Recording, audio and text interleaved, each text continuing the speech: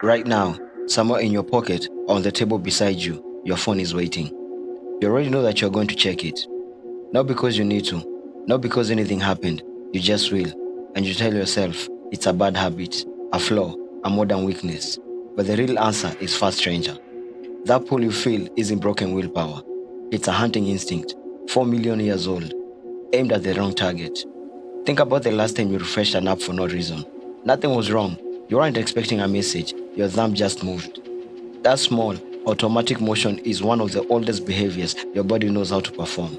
Long before there were screens, there was searching. Long before there was searching, there was hunger.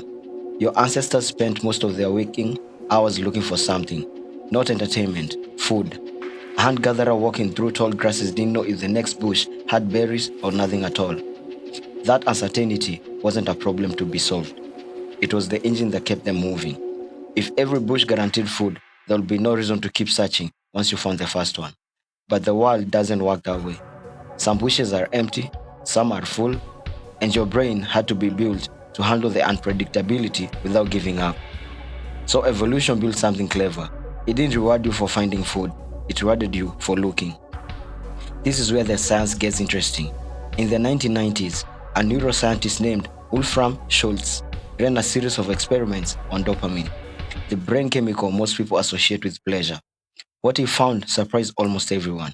Dopamine wasn't firing when the reward arrived, it was firing in anticipation of the reward, especially when the outcome was uncertain. A guaranteed retreat barely moved the needle. A treat that might or might not come set dopamine levels soaring. Your brain, it turns out, isn't wired to celebrate winning. It's wired to chase the possibility of winning. Does that sound familiar? It should, because decades before Schultz's lab work, a psychologist named B.F. Skinner had already stumbled onto the same principle from a completely different direction. Skinner was studying how animals learn using pigeons and levers instead of humans and berries. He noticed something strange. Pigeons that received a reward every single time they pressed a lever eventually got bored and stopped pressing it. But pigeons that received a reward only sometimes, unpredictably, kept pressing the lever obsessively, long after the food ran out. Skinner called this variable ratio reinforcement. It remains to this day the most powerful method known for making any brain repeat a behavior. Unpredictable reward, not guaranteed reward. That's the mechanism. Now picture your ancestors again, not as a metaphor, but as a literal blueprint sitting inside your skull. A forager who checked one bush, found it empty, and immediately gave up would starve. A forager who kept checking, driven by the mere possibility of food, survived. Over hundreds of thousands of years, the second forager's brain chemistry won. It got passed down. It became you. Here's the twist. The exact same neurocircuitry, the one built for scanning grasslands and riverbanks, is what modern app is engineering against you. Every scroll is a bush. Every notification is a berry that might or might not be there. You don't know if the next post will be boring or fascinating, if the next message will be nothing or important. That uncertainty isn't an accident of app design, it's the entire business model. In the early 2000s, researchers studying addiction, including work led by Dr. Nora Volkow at the National Institute on Drug Abuse, began mapping how dopamine pathways respond to unpredictable digital rewards in ways strikingly similar to gambling. A slot machine and a social feed trigger the same ancient circuitry. Pull the lever, check the bush. Same brain, different grassland. But here's what makes this genuinely strange, not just sad. Your ancestral foraging instinct wasn't a flaw to be fixed. It was one of the most successful survival strategies in the history of the species. It's the reason humans spread across nearly every continent on Earth, while other primates stayed confined to narrow ranges. The instinct itself is a masterpiece of evolutionary design. The problem isn't the instinct. The problem is the environment it was never built for. A forager checking a bush faces a natural limit.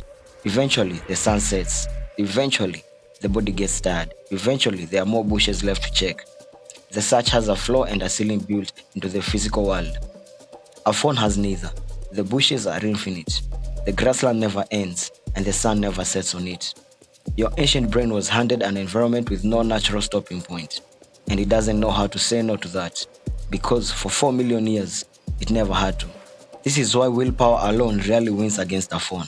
You're not fighting laziness. You're fighting a system precision engineered to activate a hunting circuit that has no off switch when the terrain is infinite. Telling yourself to simply try harder is like telling a starving forager to stop noticing the bushes. The noticing isn't optional, it's the whole point of the system. So what actually works? Not suppression, redirection. The same researchers who study variable reward have found that craving weakens most reliably when the environment itself changes, not when you white knuckle your way through willpower alone. Remove the infinite grassland, even temporarily, phone in another room, notifications off, and the ancient circuitry comes down within minutes. Not because you defeated it, but because you finally gave it a horizon again. A stopping point, something your ancestors always had and something your pocket never offers. There's something almost moving about this. Once you see it clearly, that twitchy, restless urge to check your phone isn't proof that you're weak or distracted or somehow failing at modern life. It's proof that you're carrying intact the same searching instinct that let a small group of primates walk out of one landscape and eventually into every landscape on Earth. The instinct isn't the enemy, it's the inheritance. Which means the next time your thumb moves toward that screen for no reason at all, you're not glitching, you're foraging. You're doing exactly what 100,000 generations of ancestors did before you, standing in front of a bush, wondering what might be there. The only difference is that this bush never runs out. It was never designed to. So tonight, when your phone lights up on the table beside you and your hand starts moving before your mind even decides to move it, remember what's actually happening underneath. That's not a bad habit reaching for a screen. That's 4 million years of survival instinct, still running, still searching, still convinced that somewhere in the next scroll, there might be something worth finding.